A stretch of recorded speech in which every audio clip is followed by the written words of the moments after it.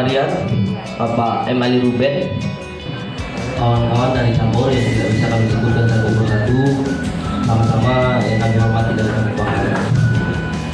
Pertama-tama marilah sama-sama kita panjat puji dan syukur videonya pada hari ini kita semua dapat berkumpul di sini dalam rangka rapat koordinasi bersama Cabur menuju ke rapat kerja. Nanti di tanggal 27 kita akan melaksanakan rapat kerja di Hotel Suara Lipa. Berikut nanti kami minta.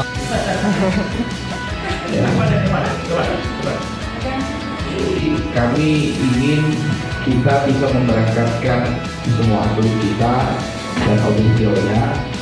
Maka dari itu nanti jauh-jauh hari, mungkin juga tak jauh hari lagi, kita dekat, kita terlalu melalui cabur-cabur, dan kami juga sedikit mengingatkan kepada rekan-rekan cabur supaya seluruh sampaikan salam kepada ketua-ketua caburnya, juga pelatih-pelatih